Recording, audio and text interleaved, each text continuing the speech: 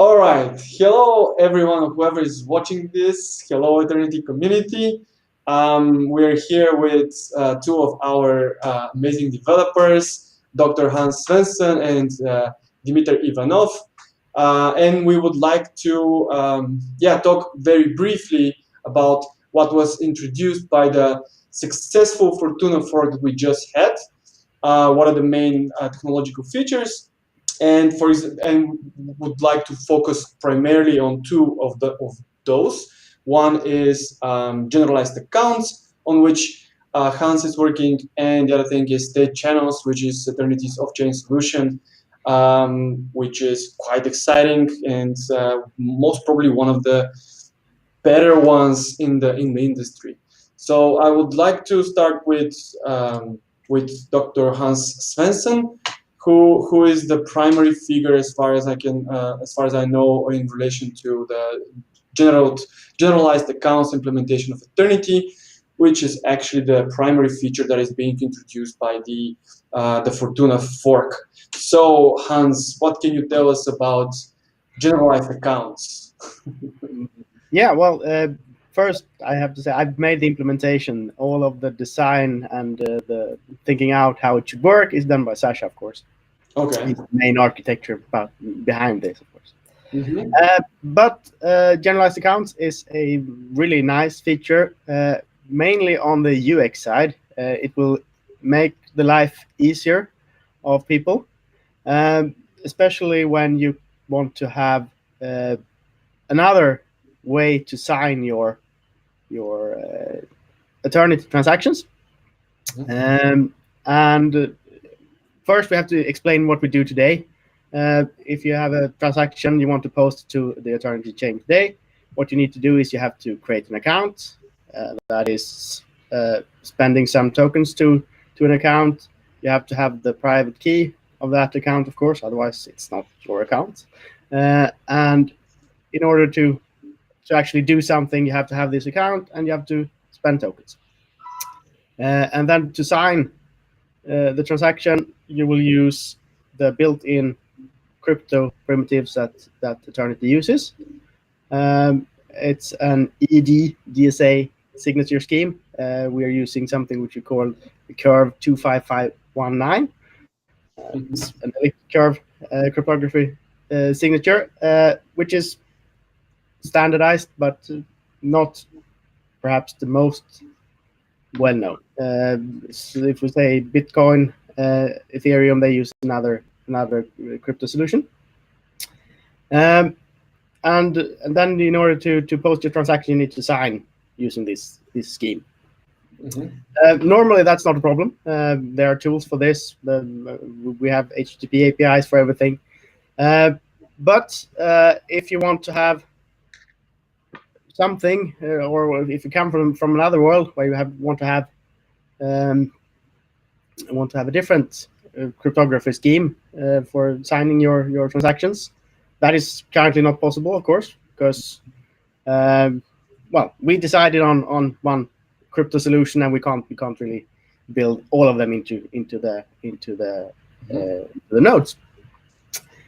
So the idea is then instead to move the signature checking into contracts, such that you can write up whatever crypto primitives you'd like in a contract.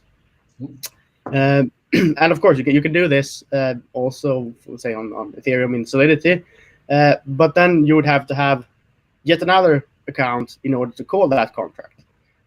So what we're doing with generalized accounts is that we are basically attaching a contract directly to an account, and in effect replacing the signature check for that account by this contract. So you can, basically instead of signing your transaction with the crypto scheme we have, with the current scheme, and instead you provide crypto data or data for this contract, so that this contract can decide whether you have successfully signed your transaction or not.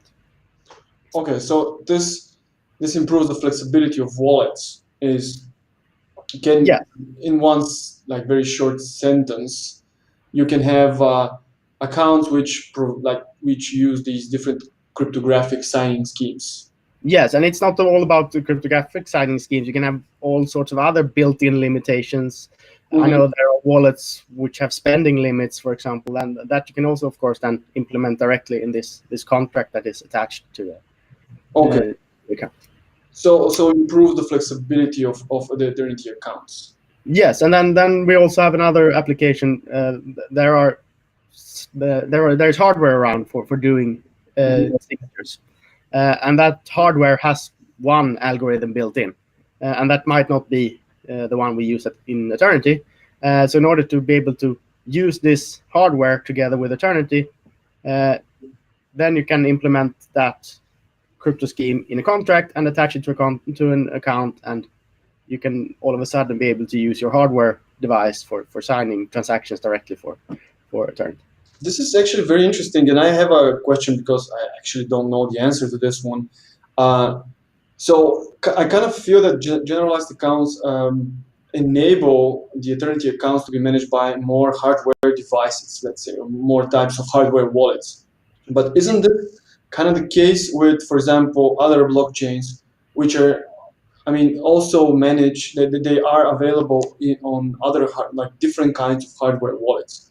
For example, the Bitcoin and Ethereum ones, they are, if there is a hardware wallet, this hardware wallet will support them. And if they use one cryptographic signature, how is this possible? Like, does the hardware wallet kind of um, is custom built, so to say, to support them, or what is the like what is the difference? Why don't, for example, Ethereum and Bitcoin need generalized accounts to be supported by hardware wallets? Well, the hardware wallet is not much more than a signing device. So it Yeah. takes data and it will take a key and then it will sign it. Mhm. And if that signature is what they are already using, well, nothing extra is really needed. Okay. So the problem would be if you want to use that on Eternity before the hard fork. Now you can do it with generalized accounts. Before you would have had to have a normal Eternity account, and you can't create signatures for that. So yeah, Aha. Okay. so Okay. it's all about which algorithm Hmm. or which crypto the hardware in question actually implements. Okay. So now it will be much easier to support Eternity in a hardware device. Much more easier.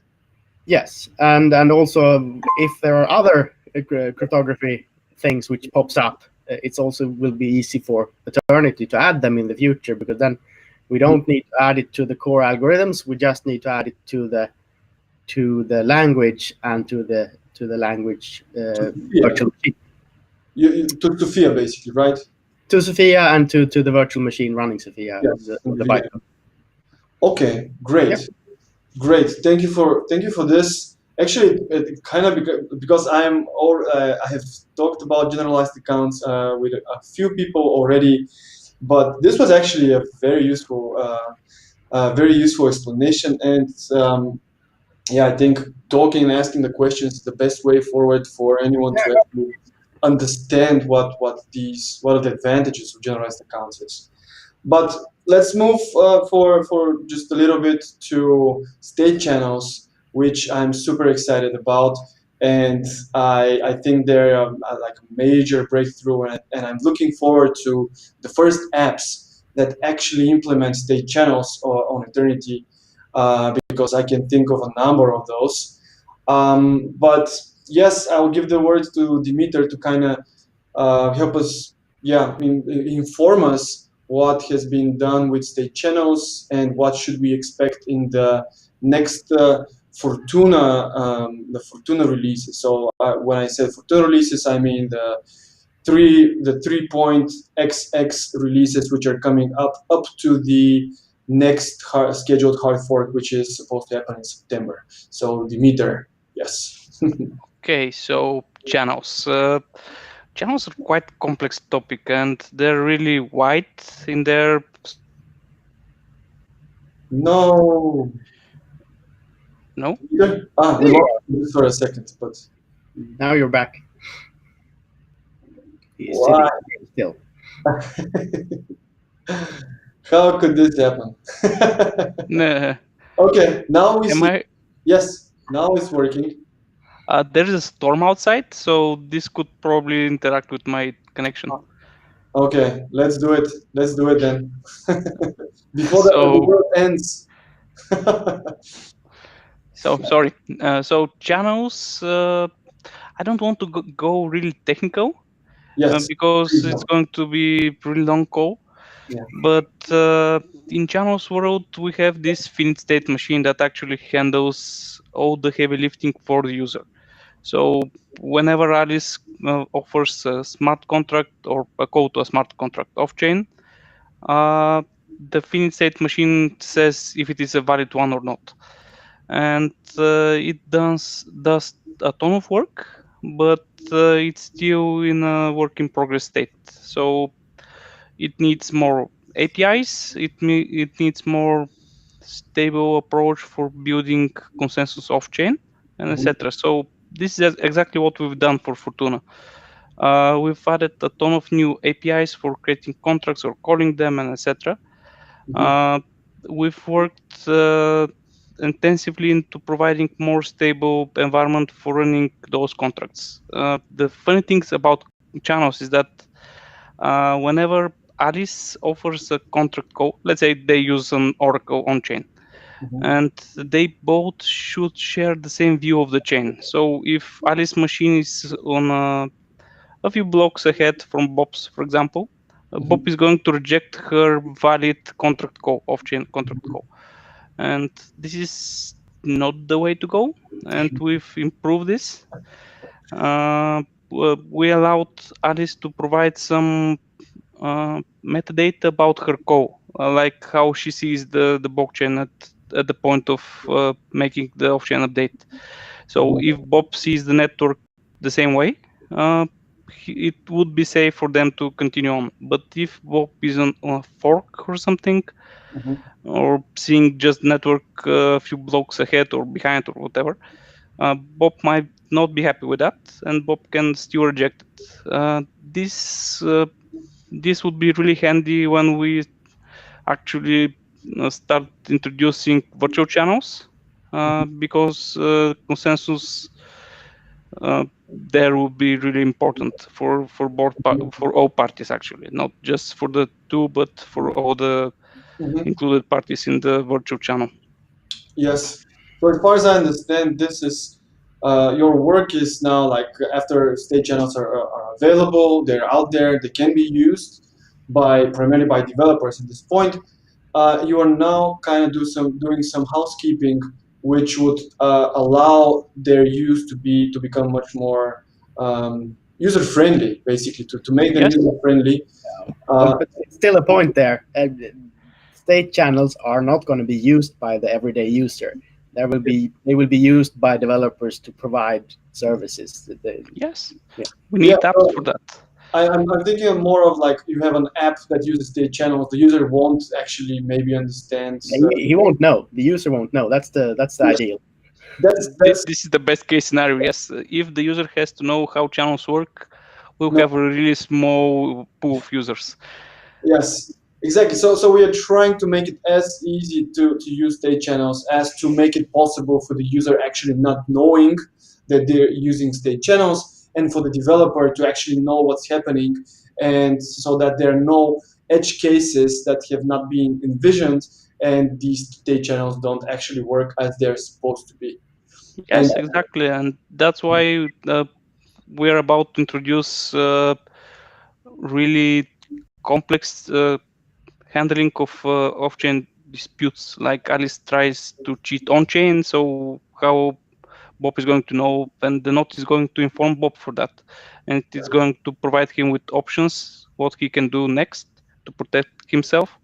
Mhm. So we're working heavily in that direction into providing more support for closing all the loopholes that are left, all the edge cases to be handled, so users can safely build apps.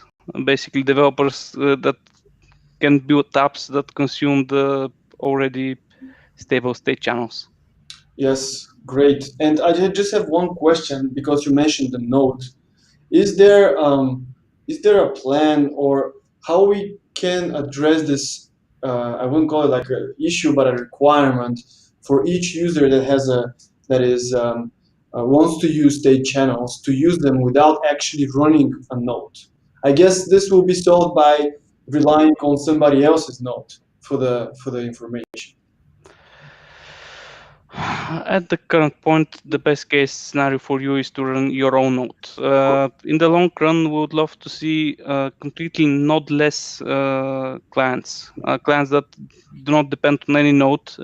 They just ping different nodes, build their consensus about what the chain looks like at Mhm. this moment, pinging a lot of nodes for that, getting different results, building maybe off-chain trees, definitely off-chain trees, but maybe on-chain trees as well for Mm. certain on-chain lookups. So Mhm. this is going to be really complex, and so far we've put all that complexity inside the node, Yes. and we keep it there. But this heavily depends on using a trusted node. Mhm. So users better use their own nodes. Okay. Well, what I'm actually like thinking of doing is actually buying a second-hand computer, like a tower or a PC, and then running an Eternity node there, and allowing anyone who is like basically the same idea with the Lightning Network to have a node, a Lightning node that anyone can use, and maybe name it Vlad Dramaliev or whatever, and then anyone can connect to this one and know that I'm providing this information for them. But of course, it's always better or always best to use your own notes. And yes, thank you both for this. Actually, there is one more very interesting like update that is coming with Fortuna, but it's related to the Fate virtual machine, but we don't have a person here to talk about this. So I just wanted to mention it. And if you guys, or not you two, but the community wants to learn more, we have a very nice article by Eric Stenman for the We Are Developers Conference, and we also have some information that in the forum and also in the blog about Fate. And I'm also looking to that very much. So thank you again for this. Not as short code as I imagined it, but I think very, very informative, guys. If Thank you you want very much. something short, yeah, I know. Yeah. All right. Thank you very much and see you around. Bye bye. See ya. Bye.